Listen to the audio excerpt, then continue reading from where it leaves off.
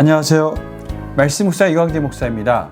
오늘 말씀은 어제 베드로가 주는 그리스도시요 살아계신 하나님의 아들이십니다 라고 그 고백하는 장면에 바로 이어지는 말씀인데요. 놀랍게도 오늘 베드로의 반응은 그 베드로의 고백과는 전혀 다른 반응을 보이게 됩니다. 예수님께서는 베드로의 그 고백 가운데 이는 너 자신이 하는 것이 아니라 정말 하나님의 은혜다라고 말씀하신 그 이유가 무엇인지 오늘 그것을 깨닫게 되는 본문을 저희들이 보게 되는 것이죠. 그럼에도 불구하고 주님께서는 오늘 베드로에게 또 제자들에게 예수님이 가시는 그 길을 설명하시면서 제자들도 그 길을 따라와야 된다라고 가르쳐 주십니다.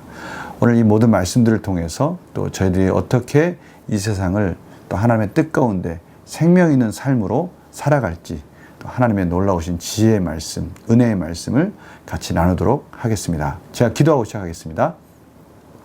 하나님 아버지 감사합니다. 저희들 늘 부족하고 연약하지만 하나님께서 필요할 때마다 말씀으로 공급하여 주시고 살아계신 하나님의 섭리를 깨달으며 한 걸음 한 걸음씩 걸어가고 있습니다. 하나님 은혜를 주시고 오늘도 특별히 말씀을 깨달을 수 있는 성령님의 조명하심을 허락하여 주시옵소서. 밝히 보여 주시옵소서. 감사드리며 예수님의 이름으로 기도드립니다. 아멘. 제가 마태복음 16장 21절에서 28절 말씀을 봉독해 드리도록 하겠습니다. 이때로부터 예수 그리스도께서 자기가 예루살렘에 올라가 장로들과 대제사장들과 서기관들에게 많은 고난을 받고 죽임을 당하고 제3일에 살아나야 할 것을 제자들에게 비로소 나타내시니 베드로가 예수를 붙들고 항변하여 이르되 주여 그리 마옵소서 이 일이 결코 주께 미치지 아니하리이다. 예수께서 돌이키시며 베드로에게 이르시되 사탄아 내 뒤로 물러가라. 너는 나를 넘어지게 하는 자로다. 내가 하나님의 일을 생각하지 아니하고 도리어 사람의 일을 생각하는도다 하시고 이에 예수께서 제자들에게 이르시되 누구든지 나를 따라오려거든 자기를 부인하고 자기 십자가를 지고 나를 따를 것이니라. 누구든지 제 목숨을 구원하고자 하면 잃을 것이요 누구든지 나를 위하여 제 목숨을 잃으면 찾으리라. 사람이 만일 온 천하를 얻고도 제 목숨을 잃으면 무엇이 유익하리요? 사람이 무엇을 주고 제 목숨을 바꾸겠느냐?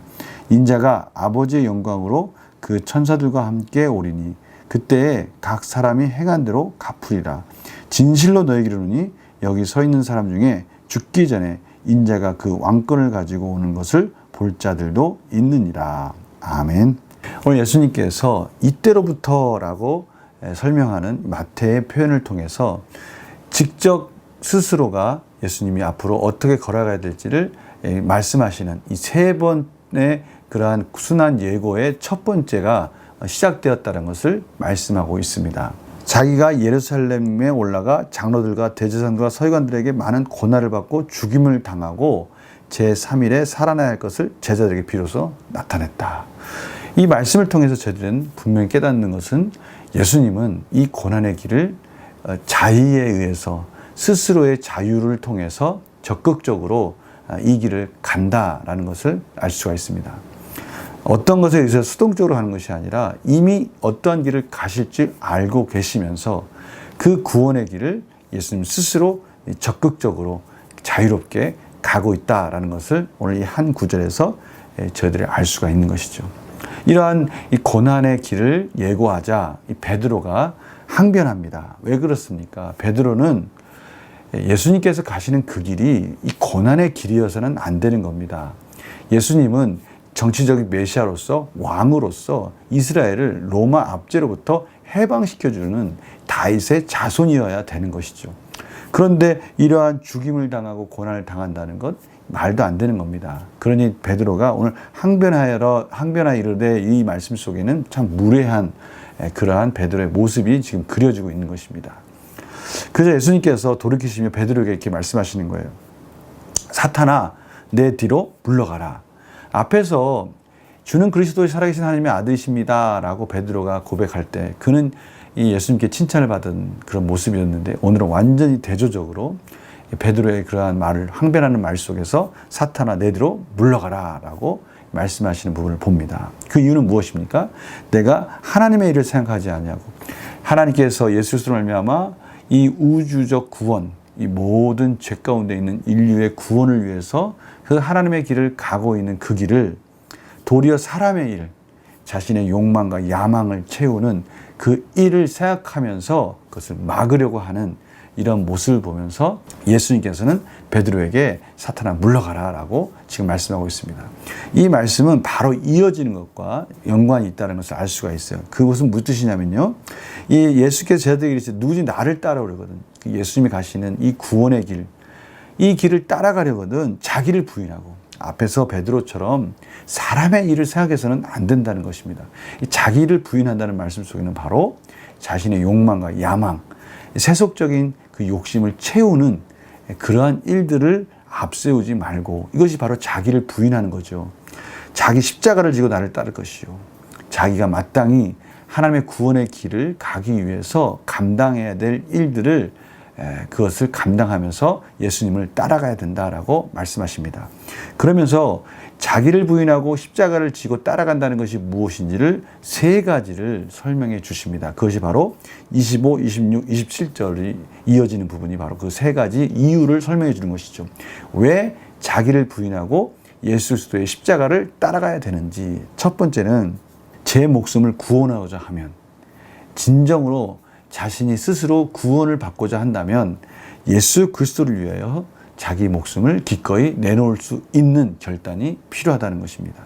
두 번째는요, 26절입니다. 사람이 만일 온 천을 얻고도 제 목숨을 잃으면, 여기서 his soul, 그래서 자기 영혼입니다. 영혼. 영생의 소망이겠죠. 영생을 얻고자 한다면, 온 천하를 얻고도 영생을 얻지 못한다면 아무런 소용이 없지 않습니까? 부자와 거지 나사로의 비유처럼 아무리 자기가 모든 소유를 얻은들 결국 그가 하나님의 나라에 들어가지 못한다면 그것이 무슨 소용이 있겠느냐라는 것이죠. 잠깐 사는 이 인생 속에서 모든 것을 얻는다 한들 영생을 얻지 못한다면 그것은 의미가 없다는 것이죠. 오늘 바로 그 영생을 얻기 위해서는 자기 자신을 부인하고 예수의 십자가를 짊어져야 된다는 것입니다. 세 번째는요, 인자가 아버지의 영광으로 그 천사들과 함께 오리니 그때 각 사람이 행한 대로 갚으리라. 예수님이 오실 때 그때 우리 주님 앞에 부끄럽지 않은 모습으로 나타나야 되지 않겠습니까? 주님 앞에 주님의 얼굴을 배울 때 내가 어떻게 그 주님의 얼굴을 배울 수 있을까? 어떤 모습으로 나타낼 수 있을까? 참으로 그때 주님 정말 기다렸습니다. 비록 부족하지만 최선을 다해서 주님 앞에 열심히 살았습니다 라는 그런 고백의 삶을 살아야 되지 않겠습니까? 그러기 위해서 우리는 내 자신을 부인하고 내 자신의 욕망과 모든 욕심을 내려놓고 오직 예수 그리스도의 십자가를 바라보며 따라가야 된다라고 그렇게 말씀하고 계시는 것이죠.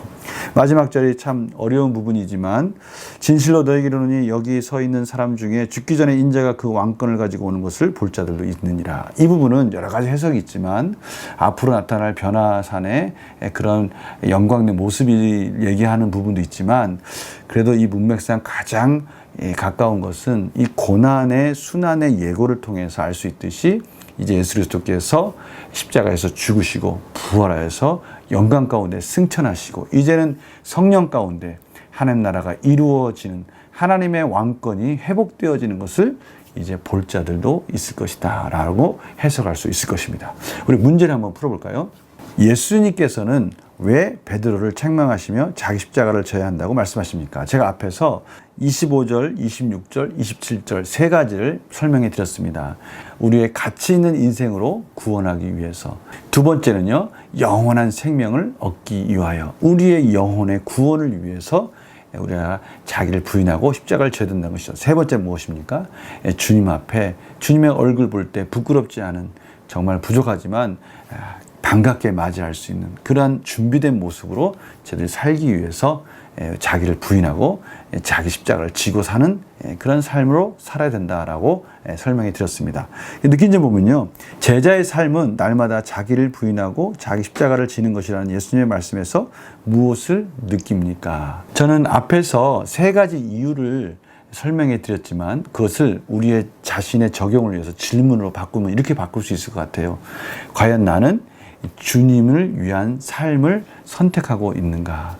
정말 내 자신을 위한 것이 아니라 내 자신의 인생에서 정말 가치 있는 인생, 그것을 위해서 정말 주님을 따라가는 내 자신을 부인하는 주님의 십자가를 바라보는 삶을 선택하고 있는가? 두 번째는 영원한 생명, 영원한 가치가 있는 그러한 것들을 바라보고 있는가? 잠시 잠깐의 사라져가는 것들의 욕심이 아니라 영원한 소망을 바라보며 영생의 소망을 바라보며 살고 있는가? 마지막은 주님의 심판의 날에 정말 부끄럽지 않은 그런 모습을 갖기 위해서, 부끄럽지 않은 그러한 모습을 위해서 하루하루 성실하게 최선을 다해서 살고 있는가?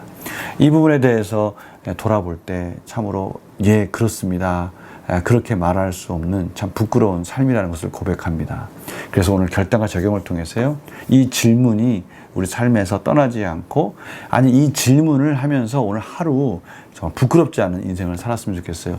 정말 내가 오늘 하루 살 때마다 나를 부인하고 세속적인 욕망들을 내려놓고 주님이 기뻐하시는 삶, 영생의 소망을 바라보는 삶, 지금이라도 주님이 오셨을 때 부끄럽지 않은 그런 삶을 살기 위해서 최선을 다해서 살아갈 때, 그것이 하나님께서 우리에게 주신 특권이고 우리에게 주신 놀라운 은혜라는 것을 깨닫는 그런 하루가 되었으면 합니다. 제가 기도하고 마치겠습니다.